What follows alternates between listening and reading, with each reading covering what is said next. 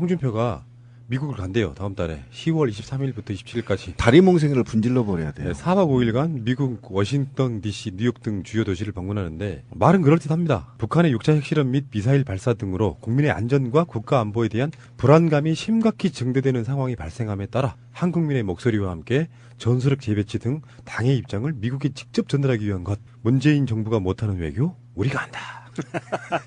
그러니까 얘네들이 그나마 목소리 높일 수 있는 게 우리는 이미 그게 다 사기임을 알았지만 예를 들어 진짜 자기들이 안보에 대한 심각한 생각이 있다고 그러면 일단 방산비리부터 척결했어야 되는 정당이에요. 이런 관점에서 봤을 때 그래도 국민들한테 일부 지지자들한테 먹히는 거 딱 하나 남아있는 게 안보예요. 안보. 문재인 정부가 못하는 거. 그럼 지가 가서 뭘 할 건데? 그것도 제가 지금 최근에 어쨌든 트위터나 그 극우 세력들을 주장을 보니 만약에 홍준표가 극우 소수 세력들의 만족을 하고 안보 파리를 한다고 한다면 지금 전술핵뿐만 아니라요. 자체 핵 보유도 주장을 해야 되고 이게 끝나면 전쟁하자고 나서는 길밖에 없거든요. 김정은을 직접 공격하자.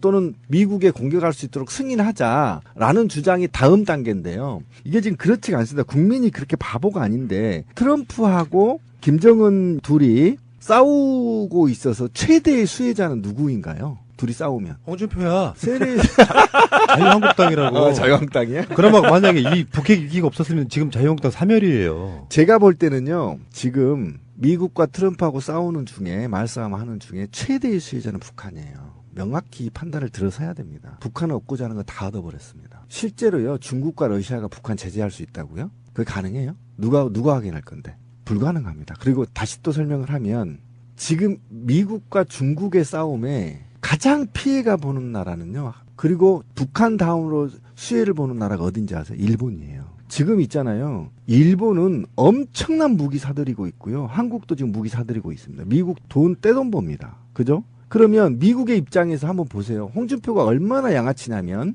전술핵을 들어오면 우리하고 누구하고 사이가 멀어져요? 중국하고 러시아하고 사이가 멀어져요. 그러면 한국은요. NPT까지 또 다시 제재를 받기 시작하면 예를 들면요. 한국은 고사됩니다. 이 미친 새끼가 지금 그 짓을 하려고 가는 겁니다. 지금 굉장히 제가 얘기했잖아요. 섬세하게 대통령이 제재도 안 받고 어떻게 하면 이 사항을 대화 모드로 끌고 가려고 하는데 그 대화를 막을 요량으로 목적으로 미국에 지가 간대. 대통령이 있는데. 그래서 가서 전술핵을 가져오면 그러면 한국이 지가 말한 대로 극우 세력들이 주장한 대로 한국의 평화가 오냐? 오히려 경제적으로 제재를 받을 것이고 오히려 남북관계 꼬여버리고 대중관계 꼬여버린다는 겁니다. 이거를 지가 뭐 간대. 적폐 세력 중에 적폐 세력 수개가 감히 대통령을 무시하고 국민을 무시하고 가요? 전 용서할 수 없다. 저는 이거 탄핵해야 된다. 만약에 할 수 있다면 끌어내든가 어떤 방식으로든 홍준표 입주댕이를 조사버리든가 해야 된다. 40년 전에. 난 용서가 안 되는 겁니다. 40년 전에 먹은 발정제가 아직도 효력이 남아있는 거야. 아니, 무슨 발정난 새끼처럼 뭐 여기저기 돌아다니고. 아니, 이거는 있잖아요. 국민을. 40년 전인가요? 그렇죠. 지금 헌법책을 완전히 붕괴시키는 거예요. 그 약발 정말 끝내주는데, 홍준표라고 하는 캐릭터가 갖는 일종의 자기들만의 시장 같은 거예요. 아까 말씀드렸잖아. 김정은이가 아니고 나는 홍준표라고 봐. 트럼프가 있잖아요. 문재인 대통령하고 통화하면서 북한에 기름 넣느라고 줄 서 있다. 그 연합뉴스의 그 구글 번역기 사건. 근데 그건 뭐냐면은 심리적으로 들어가 보면 트럼프 입장에 자기가 북한에 대한 제재를 지금 주도하고 있잖아. 그 제재가 효력을 보고 있다고 문재인 대통령한테 확인받고 싶어 해. 그렇지. 북한에 지금 막 힘들어하는 게 보이지. 내가 지금 잘하고 있는 거지. 확인받고 싶어 하잖아요. 실제로는 트럼프는 문재인 대통령이 엄청나게 기대에 있는 거거든요. 문재인이라고 하는 말려주는 사람이 있으니까 목소리가 더 커지는 거예요. 맞아요. 그런데 이 홍발정이 미국에 가면 쟤네들의 그 계획은 이래요. 미국 트럼프 정부의 안보 외교 담당 고위 인사, 국무부 국방부 고위급 인사, 의회 상하원 지도자, 외교 군사위원회 위원들하고 면담을 추진 중이고요. 하와이 미 태평양 사령부 방문도 추진할 예정이라고 해요. 그런데 과연 인사라는 사람들이 누구가 올 것인가? 제가 보기에는 이 홍발정이 가면은 국장급은 전혀 못 만날 거라고 봐요. 같이 따라가는 면면들을 보면 이제 그렇지는 않아요. 그러니까 왜 그러냐면 의회끼리도 서로 간에 맺어놓은 게 있어서 야당이 온다 그래서 그렇게 홀대하지는 않는데 데리고 가는 면면들을 한번 봐봐요. 심재철, 이주영이 그 해수부 장관 시절에 수염 기르면서 팽목항에 머물렀던 바로 그 인사, 정진석, 이철우는 국정원 출신, 염동열, 이 강원랜드, 강효상 조선일보. 그러니까 이 뻔뻔한 놈들이 국가 안보 말고 복지에 이렇게 신경 좀 써보지. 그러니까 자기들이 갖고 있는 그나마 시장이 남아있는 시장, 이라고 생각하는 곳에 숟가락을 얹으면서 계속 문재인 정부 꽂아대고 저는 관심 있게 보는 것이요. 홍준표가 미국 가서 어느 골프장 가는지 한번 보고 싶습니다. 저는 이게 좀 웃으면서 얘기가 나왔는데 미국인들은 뭐 하는 거냐. 저는 트럼프한테 핵버튼 빼앗아야 된다. 당장 지금. 지금 핵버튼 빼앗지 않으면 이 새끼 무슨 짓을 할지 모른다. 미국인들도 탄핵해라 지금. 저는 강력하게 촉구하고 싶습니다. 아, 왜 트럼프 잘하고 있어요? 아니, 문재인 대통령한테 잘하고 있어. 아니 동방에 이렇게 작은 나라도 탄핵했는데 3억 5천의 미국인은 왜 탄핵을 못하는 거냐. 그렇게 잘난 척하면서 미국인이라고. 탄핵해라. 자유한국당과 바른정당의 보수 우파 통합 추진이라는 것을 구성하기로 했답니다. 간단히 말하면 박근혜 탄핵을 계기로 해서 찢어졌던 보수 세력이 다시 합치기로 한다. 이런 거거든요. 물론 이게 녹록치는 않아요. 왜 그러냐면 그런 사람들 있잖아. 이왕 우리가 배신자로 낙인 찍혀가지고 지금 지지율도 잘 안 나오는데 이 모양 이 꼴로 다시 돌아갈 수는 없다. 그래서 만들어진 게 자강론. 스스로 강해져야만 새누리당에서 친박을 몰아내고 정상적인 보수 집단으로 거듭날 수 있어. 그러니까 당장은 합당 논의는 안 돼라고 하는 쪽이 있어요. 대표적으로는 유승민과 하태경 정도. 나머지 바른정당의 실소유주인 김무성의 중심으로 한 이 세력들은 지금 계속 모이고 있어요. 그래서 자기들끼리 무슨 세미나 하고 가서 밥 쳐드시고 그러면서 보수우파 통합추진위원회라는 걸 지금 가동하고 있다. 그러면 이제 지금 현재 상태로라고 하면은 사실 별 의미는 없다고 보는 거예요. 왜 그러냐면 그들 지지율을 합해봐야 어떤 시너지가 날 정도도 아닌데다가 문재인 대통령이 기본적으로 잘하고 있다. 그러면 이때 이걸 합쳐놓으면 그들이 낼 수 있는 시너지 효과가 가장 떨어지는 거고요. 시너지가 나려면 선거를 임박해서 해야 돼요. 선거를 임박해서 뭔가 문재인 대통령이 잘못하고 있는 분위기와 그리고 야 내가 문재인은 못 찍겠다 했던 사람들이 그래도 역시 나는 보수정당 지지자지 하고 다시 결집하려는 사람들이 있을 거란 말이에요.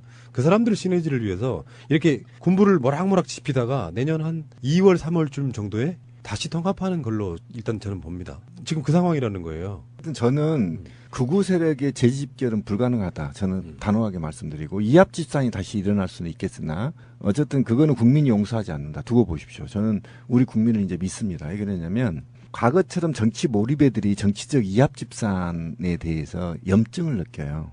그런데 한 가지 방식으로 가면 저는 가능하다고 봅니다. 극우 세력들이 반성하고 예를 들면 문재인 대통령보다도 더 나은 복지 정책을 내놓거나 또는 그들이 오히려 죄 없는 한상균을 석방하라 구호를 외치거나 또는 고등학생들 교복들 무상으로 줘라 국민연금을 좀 더 확대하자 이렇게 더 나은 정책을 내놓으면 그들이 다시 가져갈 수는 있겠으나 지금처럼 잘하고 있는 사람 발목 잡고 안보팔이나 하고 있는 놈들한테 국민이 표를 준다고요? 저는 단언하건대 줄 수 없고요. 정치 몰입애들이 하는 이합집산 시대는 갔다. 적어도 대한민국에서는 갔다. 저는 확실합니다. 그러니까 여권에 계시는 분들도 그렇게 보더라고요.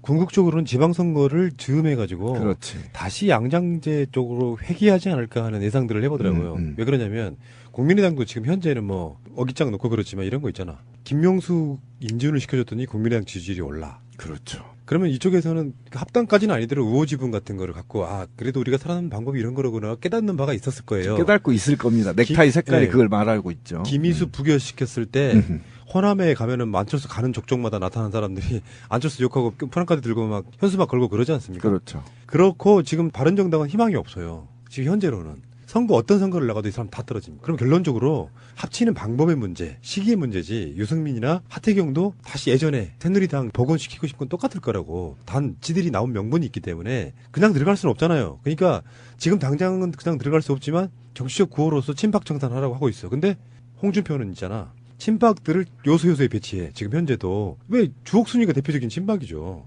그 주옥순 같은 사람을 당 주요 자리에다가 이렇게 꽂아. 그러니까 꼴 보기 싫은 거야. 그러면 김무성을 중심으로 한 통합파들이 들어오고 홍준표 스타일이 그거잖아. 나머지 니들은 그냥 말려 죽어버리겠다. 안 받겠다 이런 거예요. 그런 식으로 가고 있기 때문에 잘 되지는 않을 거예요. 왜냐하면 정치인 명분 싸움이거든. 내가 유승민 그 캐릭터 분석을 해봤더니 이 캐릭터가 굉장히 부잣집 도련님 캐릭터더만 약간 남자 박근혜예요.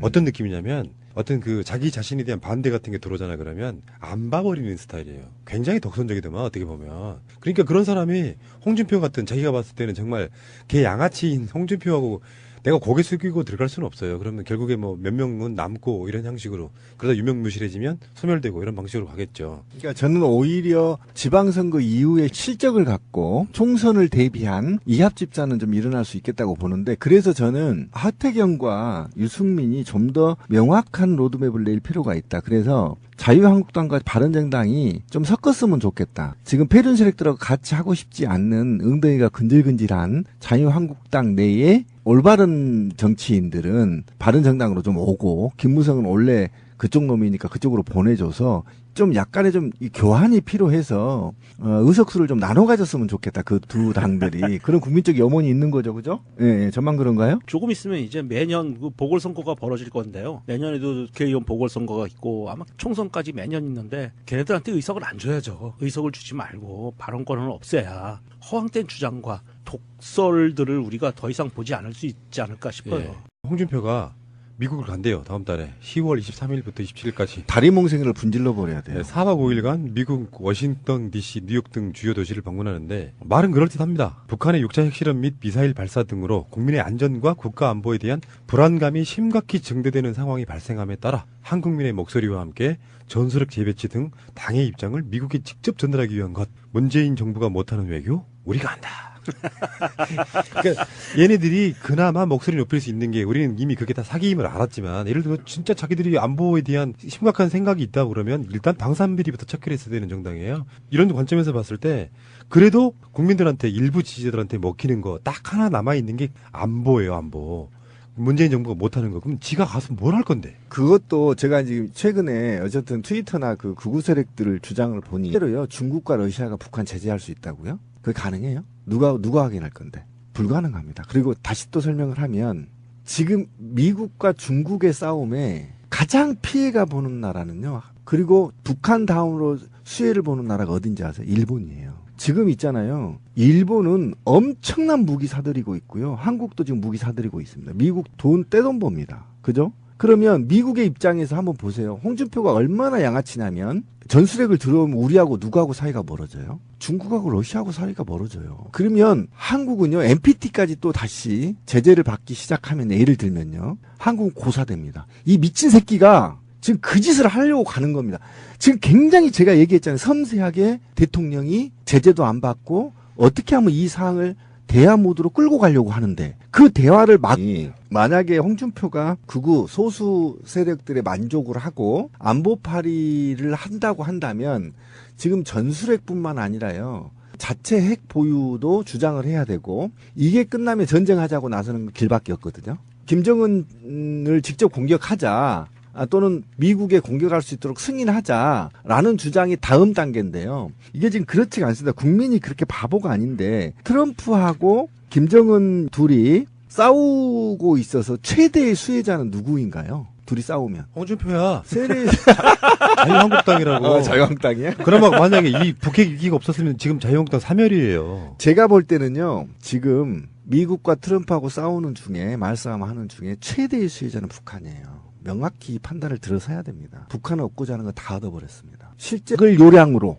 목적으로, 미국에 지가 간대, 대통령이 있는데, 그래서 가서 전술핵을 가져오면, 그러면 한국이 지가 말한 대로, 극우 세력들이 주장한 대로 한국의 평화가 오냐? 오히려 경제적으로 제재를 받을 것이고, 오히려 남북관계 꼬여버리고 대중관계 꼬여버린다는 겁니다.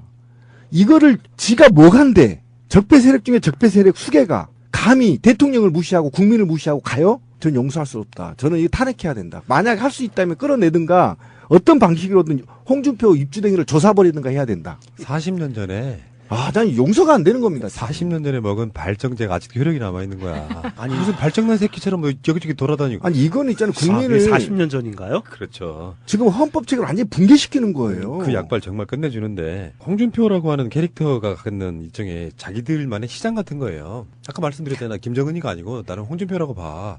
트럼프가 있잖아요. 문재인 대통령하고 통화하면서 북한에 기름 넣느라고 줄 서 있다. 그 연합뉴스의 그 구글 번역기 사건. 근데 그건 뭐냐면은 심적으로 들어가 보면 트럼프 입장에 자기가 북한에 대한 제재를 지금 주도하고 있잖아. 그 제재가 효력을 보고 있다고 문재인 대통령한테 확인받고 싶어 해. 그렇지. 그렇죠. 북한에 지금 막 힘들어하는 게 보이지. 내가 지금 잘하고 있는 거지.